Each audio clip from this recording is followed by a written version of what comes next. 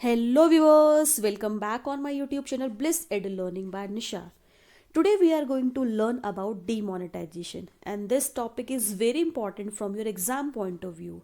And the best part about this topic is it is asked in economics and business study exam as well. So in this video, first we discuss concept of demonetization, then why was demonetization done in India and what are the good and bad impacts of demonetization. So let's start. सबसे पहले हम समझेंगे demonetisation क्या है। तो demonetisation जो word है वो दो वर्ड से मिलकर बना है, डी प्लस मोनेटाइजेशन। डी का मतलब होता है बैन करना। किसको बैन करना? जो करेंसी मोनेटाइज है, यानी हमारी इकोनॉमी में जो करेंसी सर्कुलेशन में है, जो करेंसी का यूज़ करके कोई भी ट्रांजेक्शन की जा रही है, उसको as a medium of exchange use किया जा रहा है। तो जब गवर्नमेंट उस करेंसी के सर्कुलेशन को रोक देती है, उस पर बैन लगा देती है, वो कहलाता है डीमोनेटाइजेशन। ठीक है। और जैसे ही उस करेंसी पर बैन लगाया जाता है, वो करेंसी डीमोनेटाइज हो जाती है, वैसे ही वो करेंसी अपना लीगल टेंडर स्टेटस खो बैठती है। लीगल टेंडर स्टेटस मीन्स अब उस करेंसी का यूज़ आप as a medium of exchange नहीं कर सकते हो। उस करेंसी की जो परचेजिंग पावर है उससे आप कुछ नहीं खरीद सकते हो। उस करेंसी की जो एक्सचेंज वैल्यू है वो बिल्कुल क्या हो जाती है? नील हो जाती है, बिल्कुल ही ज़ीरो हो जाती है। और वो करेंसी मात्र एक सिर्फ और सिर्फ एक पीस ऑफ पेपर रह जाता है। ठीक है। तो डीमोनेटाइजेशन, जैसे ही कोई गवर्नमेंट किसी करेंसी को डीमोनेटाइज करती है, वो करेंसी सर्कुलेशन से पूरे तरीके से बाहर हो जाती है और उस करेंसी की वैल्यू बिल्कुल क्या हो जाती है? ज़ीरो हो जाती है। उसको आप as a medium of exchange use नहीं कर सकते हो। और ऐसा इंडिया में कब हुआ था? इंडिया में रिसेंटली हुआ था 8 नवंबर 2016 को, जब हमारे प्राइम मिनिस्टर नरेंद्र मोदी जी ने डिक्लेयर किया था कि 500 और 1000 के नोट को क्या कर दिया जाएगा? डीमोनेटाइज कर दिया जाएगा। 2016 में सबसे जो हाई वैल्यू करेंसी थी वो थे 500 और 1000 के नोट। तो 8 नवंबर 2016 को हमारे गवर्नमेंट ऑफ इंडिया ने 500 और 1000 के नोट को डीमोनेटाइज कर दिया था। तो जैसे ही करेंसी डीमोनेटाइज होगी, ये करेंसी अपना लीगल जो स्टेटस था वो खो बैठी, यानी इस करेंसी की वैल्यू क्या हो गई थी? इनकी वैल्यू, एक्सचेंज वैल्यू बिल्कुल ज़ीरो हो गई थी, बिल्कुल क्या हो गई थी? ख़त्म हो गई थी। ठीक है। और आरबीआई की एक रिपोर्ट के हिसाब से, आरबीआई की रिपोर्ट के हिसाब से जैसे ही करेंसी को डीमोनेटाइज किया, जैसे ही 500 और 1000 के नोट को बैन किया गया, देखा गया कि हमारी इकोनॉमी में जितनी भी करेंसी सर्कुलेशन में थी उसका लगभग 86.9% करेंसी सर्कुलेशन से बाहर हो गई। यानी जो मेजर करेंसी थी, ज़्यादा अमाउंट की करेंसी थी, वो 500 और 1000 के नोट के फॉर्म में थी। तो डीमोनेटाइजेशन होते ही 86.9 करेंसी सर्कुलेशन से बाहर हो गई। इसका मतलब सिर्फ 13.1% करेंसी ही थी जो हमारी इकोनॉमी में यूज़ हो रही थी, जो एक्चुअल में क्या कर रही थी? चल रही थी। और वो भी 13.1% जो करेंसी थी वो छोटे छोटे नोट के फॉर्म में थी। 100 रुपये का नोट, 50 रुपये का नोट, 10 रुपये, 20 रुपये, इन फॉर्म में ही अवेलेबल थी। ठीक है। तो ऐसे में जब डीमोनेटाइजेशन गवर्नमेंट ने किया, तो गवर्नमेंट ने क्या बोला? गवर्नमेंट ने लोगों को एडवाइस किया कि आप बैंक जाइए और बैंक में जाके अपनी पुरानी करेंसी को ही, जो यानी आपके 500 और 1000 रुपये के नोट है, उसको नई करेंसी के साथ रिप्लेस करा लीजिए। अब नई करेंसी कौन थी? आप जानते हैं कि जब गवर्नमेंट ऑफ इंडिया ने 500 और 1000 के नोट को बैन किया था, but at the same time 500 और 2000 के नोट को, 500 2000 के नए नोटों को प्रिंट भी किया था। तो यानी ये जो एक एक्शन था, ये डीमोनेटाइजेशन के साथ साथ ये एक तरीके से रीमोनेटाइजेशन भी था। यानी करेंसी को बैन करने के साथ साथ आरबीआई ने उस टाइम पे नई करेंसी को भी प्रिंट किया था। 500 और 2000 के नए नोट आए थे। तो गवर्नमेंट ने बोला आप बैंक जाइए और अपने पुरानी करेंसी को इन नई करेंसी के साथ क्या कर लीजिए? रिप्लेस करा लीजिए। बट बैंक्स में, एटीएम्स में, हर जगह करेंसी की विड्रॉल लिमिट क्या थे? करेंसी को विड्रॉन करने की एक सर्टेन लिमिट थी। एटीएम से भी आप मैक्सिमम 2500 रुपये निकाल सकते थे पर डे। तो ऐसे में लंबी लंबी लाइनें देखी गई, बैंकों के अंदर भीड़ थी, बैंकों के बाहर भीड़ थी। और पूरी इकॉनमी में, जैसा कि आप जानते हैं, सिर्फ 13.1% करेंसी थी जो सर्कुलेशन में थी, जो जिसका लीगल टेंडर स्टेटस था। तो ऐसे में हमारी इकॉनमी फेस कर रही थी, उसको बोला जाता है लिक्विडिटी प्रॉब्लम। यानी सिर्फ 13% करेंसी ही सर्कुलेशन में थी। तो हमारी इकोनॉमी में प्रॉब्लम कौन सी चल गई थी? Liquidity problem. यानी डीमोनेटाइजेशन की वजह से इकोनॉमी में लिक्विडिटी प्रॉब्लम होने लगी और 2016 में डीमोनेटाइजेशन एक बहुत बड़ा मेजर इवेंट रहा था। इस डीमोनेटाइजेशन का इम्पैक्ट जो था सोसाइटी में सभी लोगों पर देखने को मिला, चाहे वो हाउस होल्ड हो, चाहे वो इंडस्ट्रियलिस्ट हो, चाहे वो कोई फर्म हो, हर लोगों पर डीमोनेटाइजेशन का इम्पैक्ट देखने को मिला। नेक्स्ट हम पढ़ेंगे डीमोनेटाइजेशन इंडिया में क्यों लाया। गवर्नमेंट ने क्या एक्सपेक्ट किया था, यानी जब गवर्नमेंट ने डीमोनेटाइजेशन को शुरू किया तो गवर्नमेंट ने क्या बेनिफिट सोच के डीमोनेटाइजेशन को इंट्रोड्यूस किया। सबसे पहला गवर्नमेंट ने डीमोनेटाइजेशन इसलिए इंट्रोड्यूस किया ताकि इकोनॉमी में ब्लैक मनी को ख़त्म किया जा सके। ब्लैक मनी का मतलब होता है अनअकाउंटेड मनी, यानी ऐसी मनी, ऐसा पैसा जिसको, जो मनी आप अर्न तो कर रहे हो लेकिन आप उस पर टैक्स नहीं पे कर रहे हो। ठीक है, तो यानी इकोनॉमी में उस टाइम पे जो ब्लैक मनी थी वो बहुत ज़्यादा हो गई थी, यानी लोग उस मनी पर टैक्स अर्न कर रहे थे बट उस पर टैक्स नहीं पे कर रहे थे। और आप जानते हैं कि ज़्यादातर जो ब्लैक मनी लोग रखते हैं अपने पास जिस पर टैक्स नहीं पे करते, वो हाई वैल्यू करेंसी के फॉर्म में ही होती है। और उस टाइम पे जो हाई वैल्यू करेंसी थी वो 500,000 रुपये के नोट ही थे। तो गवर्नमेंट ने इसीलिए जो बड़ी करेंसी थी उन करेंसी को 500 और 1000 रुपये के नोट को डीमोनेटाइज किया था, ताकि वो करेंसी जो ब्लैक मनी है जिस पे लोगों ने टैक्स नहीं पे किया वो बाहर आ सके। क्योंकि लोग क्या करेंगे अब, क्योंकि जैसे ही वो डीमोनेटाइज होगी तो उसकी वैल्यू ख़त्म हो जाएगी, तो लोगों को उस ब्लैक मनी को कन्वर्ट कराने के लिए कहाँ जाना पड़ेगा? बैंक जाना पड़ेगा। तो जब वो बैंक जाएंगे तो बाद में उनको पेनल्टी भी पे करनी पड़ेगी, उस पर टैक्स भी पे करना पड़ेगा। सेकंड क्यों इंट्रोड्यूस किया गया था? ताकि करप्शन को कम किया जा सके। यानी देखिए करप्शन कैसे होती है, जब घूसखोरी की जाती है, ब्राइब्स दी जाती है, तो जितनी भी ब्राइब्स दी जाती है वो हाई करेंसी की फॉर्म में ही दी जाती है। तो गवर्नमेंट ने, और वो भी ज़्यादातर नोट के फॉर्म में होती है। आप जानते हैं जितनी भी डिजिटल ट्रांजेक्शन्स होती है तो वहाँ पे ब्राइब नहीं हो सकती है, ठीक है, क्योंकि हर चीज़ की में ट्रांसपेरेंसी है। तो ज़्यादातर जो ब्राइब्स होती है वो नोट की फॉर्म में होती है और हाई वैल्यू नोट के फॉर्म में ही उस टाइम पर हो रही थी। तो इसीलिए गवर्नमेंट ने सोचा कि अगर इस करेंसी को बैन किया जाएगा तो करप्शन कम हो जाएगा, क्योंकि जो ऐसी करेंसी का यूज़ किया जा रहा था बड़ी बड़ी करेंसीज के, इससे उनकी वैल्यू क्या हो जाएगी? ज़ीरो हो जाएगी। थर्ड है, जितनी भी काउंटरफिट करेंसी है उनको क्या करना? एलिमिनेट करना। काउंटरफिट करेंसी का मतलब होता है फेक करेंसी, ऐसी करेंसी जो क्या है? फेक है। ठीक है, और ऐसी करेंसी से क्या होता है, इकोनॉमी में जो क्या होता है, मनी सर्कुलेशन क्या होता है? बहुत ज़्यादा होता है। इनसे इन्फ्लेशन बढ़ने लगता है, इकोनॉमी बहुत ज़्यादा डिस्टेबलाइज हो जाती है। तो इसीलिए डीमोनेटाइजेशन लाया गया ताकि काउंटरफिट करेंसी को एलिमिनेट किया जा सके। चौथा था टेरर फंडिंग को रोकना। उस टाइम पे इंडिया में टेररिस्ट एक्टिविटीज़ बहुत ज़्यादा बढ़ गई थी। टेररिज्म को जो फंडिंग होती थी वो कैसे होती है? वो हाई वैल्यू नोट में ही होती है।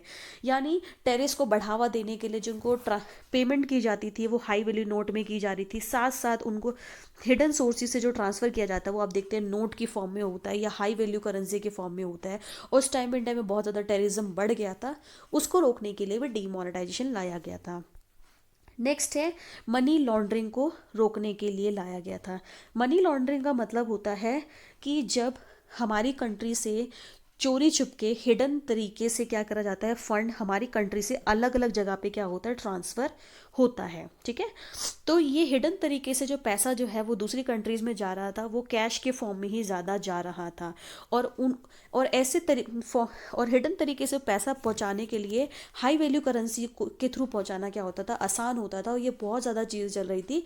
इसलिए इसको रोकने के लिए, ताकि मनी लॉन्ड्रिंग ना हो, हिडन सोर्सेज से, हिडन तरीके से जो पैसे ट्रांसफ़र किए जाते हैं उनको रोका जा सके। नेक्स्ट, ताकि गवर्नमेंट का रेवेन्यू बढ़े। क्यों?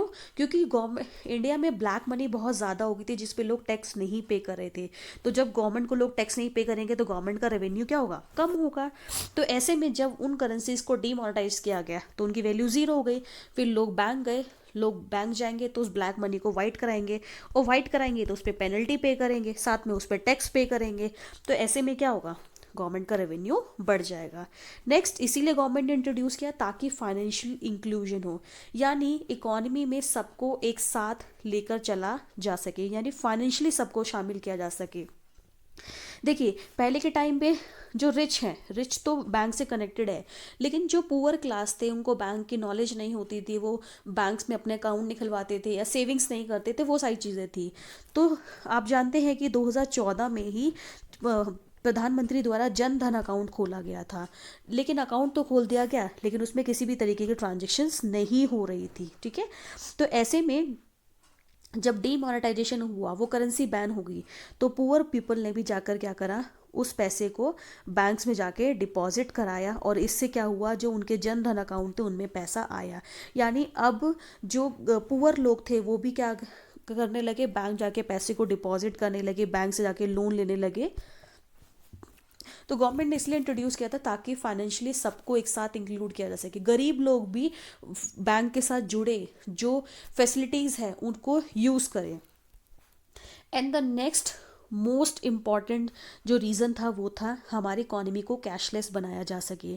ज़्यादातर जो ये प्रॉब्लम है ना, ये सारी प्रॉब्लम की जड़ थी कैश, क्योंकि हमारी इकोनॉमी में कैश का यूज़ बहुत ज़्यादा हो रहा था। ज़्यादातर जो करप्शंस होते थे, ये प्रॉब्लम एराइज होती थी, यानी इन सभी प्रॉब्लम का मेन कारण था कैश। तो गवर्नमेंट चाहती थी कि अगर इन हाई वैल्यू करेंसी को अगर बैन कर दिया जाएगा तो एक साथ इन सारे प्रॉब्लम को टैकल किया जा सकता है, ठीक है, क्योंकि सारी प्रॉब्लम का कारण ही क्या था, उस टाइम पर कैश था। तो इसीलिए गवर्नमेंट ने डीमोनेटाइजेशन को इंट्रोड्यूस किया ताकि कैश ट्रांजेक्शन्स को कम किया जाए और ज़्यादा से ज़्यादा डिजिटल ट्रांजेक्शन की तरफ बढ़ा जाए, इलेक्ट्रॉनिक ट्रांजेक्शन्स की जाए, यानी लोग बैंक के थ्रू ट्रांजेक्शन्स करें जिसमें ट्रांसपेरेंसी होती है, अकाउंटेबिलिटी होती है। तो उससे ना करप्शन होगा, ना ब्लैक मनी होगा, ना टेरर फंडिंग हो सकती है, ना मनी लॉन्ड्रिंग हो सकती है, साथ साथ गवर्नमेंट का रेवेन्यू भी बढ़ेगा, ठीक है। तो एक तरीके से गवर्नमेंट ने इन इन रीजंस की वजह से इंडिया में डीमोनेटाइजेशन को शुरू किया। अब हम डिस्कस करेंगे कि डीमोनेटाइजेशन तो आया क्या, गवर्नमेंट ने बहुत सारी चीज़ें सोच के डीमोनेटाइजेशन को इंट्रोड्यूस किया, बट एक्चुअल में डीमोनेटाइजेशन का क्या इम्पैक्ट रहा। हर चीज़ के बैड और गुड इम्पैक्ट होते हैं, तो सबसे पहले हम समझेंगे कि डीमोनेटाइजेशन के गुड इम्पैक्ट क्या रहे। सबसे पहला गुड इम्पैक्ट था वो था control of food inflation. Demonetisation की वजह से इंडिया में जो फूड इन्फ्लेशन थी, इनको लेके जो फूड वाली महंगाई थी वो क्या हो गई, कम हो गई। कारण क्या था, क्योंकि जो हाई वैल्यू करेंसी थी 86.9% करेंसी सर्कुलेशन से बाहर हो गई थी, बहुत लिमिटेड करेंसी लोगों के पास थी।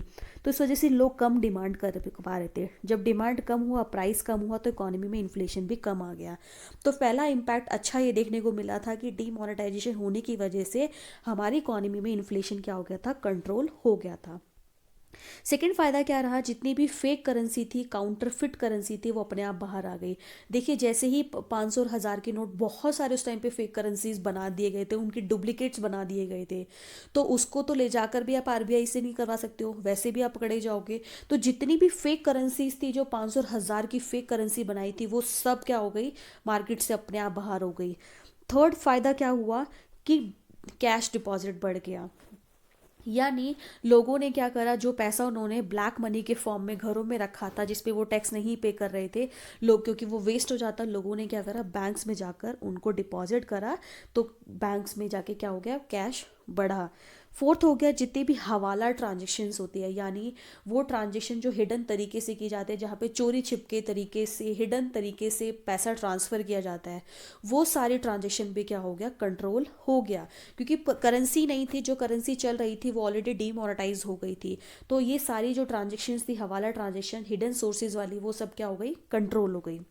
साथ साथ डिजिटलाइजेशन बढ़ा इंडिया में, क्योंकि जैसे ही 86.9% करेंसी जो है वो क्या हो गई, सर्कुलेशन से बाहर हो गई, तो लोगों के पास पैसा ही नहीं था ट्रांजेक्शन करने के लिए, अपनी बेसिक नीड्स को पूरा करने के लिए। तो लोगों ने क्या करा, डिजिटल ट्रांजेक्शन का यूज़ ज़्यादा करना शुरू किया। उस टाइम पे पेटीएम, फ़ोन पे, गूगल पे, इन सब का यूज़ बहुत ज़्यादा बढ़ गया। तो कहीं ना कहीं इससे लोगों में डीमोनेटाइजेशन आने की वजह से लोगों में एक बैंकिंग हैबिट डेवलप हुई। लोगों ने इन मीडियम का यूज़ करके ट्रांजेक्शन्स करना शुरू किया, बैंकिंग हैबिट्स डेवलप हो गई, और कहीं ना कहीं हम फाइनेंशियली सबको इंक्लूड कर पाए। पहले जो लोग इनका इनका यूज़ नहीं करना जानते थे, जो यूज़ नहीं कर पा रहे थे, धीरे धीरे लोगों ने उनका इसका भी यूज़ करना शुरू कर दिया। एंड सबसे इम्पॉर्टेंट इम्पैक्ट जो रहा वो रहा टैक्स कंप्लाइंसेस, यानी गवर्नमेंट के पास जो है वो टैक्स रेवेन्यू बढ़ने लग गया, क्योंकि जैसे ही ये करेंसी डीमोनेटाइज हुई तो लोगों के पास जो जितनी भी ब्लैक मनी थी, लोगों ने क्या करा, उसको लेके बैंक में जाके डिपॉजिट कराया, वाइट कराया, और वाइट कराएंगे तो उसके बदले क्या, फिर आपको पेनल्टी पे करनी पड़ेगी, साथ साथ आपको टैक्स पे करना पड़ेगा, जिसकी वजह से गवर्नमेंट के पास क्या होगा, टैक्स रेवेन्यू बढ़ने लग गया। तो कहीं ना कहीं जो टैक्स जीडीपी रेशो था वो क्या हो गया, वो हो गया इंक्रीज। ठीक है, तो ये जो फायदे थे ये थे डीमोनेटाइजेशन के। अब हम पढ़ेंगे डीमोनेटाइजेशन के क्या बैड इम्पैक्ट। पहला बैड इम्पैक्ट रहा डीमोनेटाइजेशन का, वो था इकोनॉमिक स्लो डाउन हो गई, यानी जितनी भी इकोनॉमिक एक्टिविटीज़ होती है, प्रोडक्शन हो गया, कंजप्शन हो गया, इन्वेस्टमेंट हो गया, एक्सचेंज हो गया, डिस्ट्रीब्यूशन हो गया, ये सारी एक्टिविटीज़ क्या हो गई, कम हो गई। जब लोगों के पास पैसा ही नहीं था तो प्रोड्यूसर प्रोडक्शन नहीं कर पा रहा था, प्रोडक्शन कैसे करेगा, उसको जो वर्कर से काम करवा रहा है उनको वेजेस देने पड़ेंगे, कंज्यूमर है उनके पास पैसा नहीं था, डिमांड नहीं कर पा रहे थे, इन्वेस्टर इन्वेस्ट नहीं कर पा रहे थे, इसके अलावा एक्सचेंज नहीं हो पा रहा था, जो सामान बन रहा था वो खरीदा नहीं जा पा रहा था या वो बेच नहीं पा रहे थे। तो ओवरऑल डीमोनेटाइजेशन की वजह से हमारी इकोनॉमी में जितनी भी इकोनॉमिक एक्टिविटीज़ है, production, consumption, investment, exchange, distribution, ये सारी चीज़ें क्या हो गई थी, कम हो गई। तो जैसे ही ये सारी इकोनॉमिक एक्टिविटीज़ कम हो गई तो धीरे धीरे हमारी इकोनॉमी क्या हो गई, धीरे धीरे बहुत ज़्यादा स्लो डाउन हो गई। और हमारी क्यों, रीज़न क्या था, क्योंकि 86% करेंसी, इतनी बड़ा हाई वैल्यू ऑफ करेंसी जो थी वो सर्कुलेशन से बाहर हो गई थी, जिसकी वजह से लोग ये सब चीज़ों को नहीं कर पा रहे थे। तो पहला जो बैड इम्पैक्ट रहा डीमोनेटाइजेशन का वो क्या था, हमारी इकोनॉमी में जीडीपी रेट क्या हो गया था, कम होने लग गया था। सेकंड था जो अनऑर्गेनाइज सेक्टर में लोग काम कर रहे थे वहाँ पर अनएम्प्लॉयमेंट और ज़्यादा बढ़ने लग गया। आप जानते हैं कि इंडिया में ज़्यादातर लोग जो है वो अनऑर्गेनाइज सेक्टर में काम करते हैं या फिर इनफॉर्मल सेक्टर में ही काम करते हैं। ठीक है, लगभग लगभग 90% जो लोग काम करते हैं वो इस सेक्टर में ही काम करते हैं अपनी बेसिक लिविंग को अर्न करने के लिए। और इन सेक्टर्स में जो लोग काम करते हैं वो बेसिकली कैश डिपेंडेंट होते हैं, यानी ये लोग जो होते हैं वो per day wages, per day के वेजेस के हिसाब से काम करते हैं और कैश डिपेंडेंट होते हैं, यानी इनको पर डे के बेसिस पे कैश की रिक्वायरमेंट होती है, कैश इनको चाहिए होता है। ठीक है, तो ऐसे में जब 86% करेंसी सर्कुलेशन से बाहर हो गई तो हमारे इकोनॉमी में ऑलरेडी लिक्विडिटी क्या हो गई थी, कम हो गई थी, पैसा था ही नहीं। तो पैसा नहीं था तो ऐसे में जो अनऑर्गेनाइज सेक्टर में जो वर्कर्स काम कर रहे थे उनको टाइम पे वेजेस नहीं दिए जा पा रहे थे।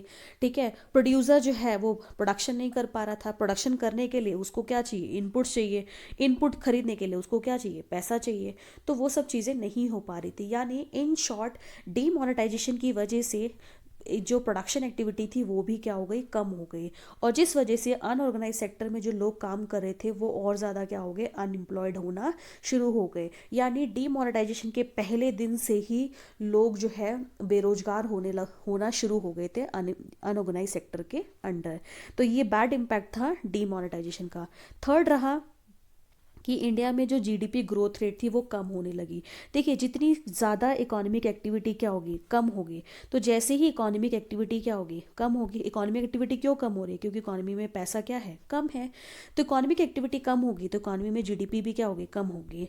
एक जो हमारे फॉर्मर प्राइम मिनिस्टर रह चुके, फॉर्मर प्राइम मिनिस्टर रह चुके हैं जो थे हमारे मनमोहन सिंह जी, तो मनमोहन सिंह ने एस्टिमेट लगाया था और उनके एस्टिमेट के हिसाब से डीमोनेटाइजेशन की वजह से लगभग लगभग 2% के करीब जीडीपी हमारी क्या हो गई थी, कम हो गई थी। देखिए, जीडीपी कम होने से क्या नुकसान होगा, जीडीपी जब कम होगी इसका मतलब क्या है कि इकोनॉमी में इनकम कम है, इनकम कम है तो कहीं ना कहीं इसका मतलब क्या है, एम्प्लॉयमेंट कम हो रहा है, एम्प्लॉयमेंट कम होगा तो प्रोडक्शन, कहीं ना कहीं लोग डिमांड कम करेंगे, एग्रीगेट डिमांड कम होगा, डिमांड कम होगा तो प्रोडक्शन कम होगा, यानी आउटपुट कम होगा, और आउटपुट कम होगा तो फिर से इनकम कम होगी, यानी जीडीपी कम हो जाएगी। तो यानी अगर एक बार जीडीपी कम हो गई तो उसकी वजह से फिर बार बार जीडीपी क्या होगी, कम होती रहेगी, और जैसे ही जीडीपी कम होगी सारी प्रॉब्लम क्या होगी, दोबारा क्रिएट होना शुरू हो जाएगी। ठीक है। तो ये एक बैड इम्पैक्ट था डीमोनेटाइजेशन का। और चौथा बैड इम्पैक्ट था डीमोनेटाइजेशन का, वो क्या था, रियल एस्टेट क्या होने लग गया था, डाउन होने लग गया था। हमारी इंडियन इकोनॉमी में जो एक इम्पॉर्टेंट सेक्टर रहता है वो रहता है रियल एस्टेट। बट उस टाइम पे रियल एस्टेट भी क्या हो गया, बहुत ज़्यादा डाउन हो गया था। पैसे ही नहीं थे, कंस्ट्रक्शन एक्टिविटीज़ नहीं हो पा रही थी, कोई काम नहीं हो पा रहा था, लोग प्रॉपर्टीज़ नहीं खरीद पा रहे थे, बेच नहीं पा रहे थे। तो ये सारी चीज़ें क्या हो गई थी, बंद हो गई थी। तो कहीं ना कहीं इसका एक नेगेटिव इम्पैक्ट जो है उस टाइम पे रियल एस्टेट में देखने को मिला। तो बेसिकली हमने इस वीडियो में डीमोनेटाइजेशन के बारे में ओवरऑल जाना, और फिर जाना कि क्यों गवर्नमेंट ने इसको शुरू किया। साथ साथ गवर्नमेंट जब डीमोनेटाइजेशन लेकर आई तो उसके क्या बैड इम्पैक्ट रहे, उसके क्या गुड इम्पैक्ट रहे। तो हमने इस वीडियो में जो ओवरऑल है वो टॉपिक डिस्कस कर लिया है। आपसे एग्जाम में यही पूछा जाता है, इसके बियॉन्ड आपसे नहीं पूछा जाता। तो आई होप आपको ये टॉपिक समझ आया होगा, वीडियो आपको पसंद आई होगी। So do like, share and subscribe my channel, and also press the bell icon button to get the notification of all my upcoming videos. So thanks for watching and have a nice day.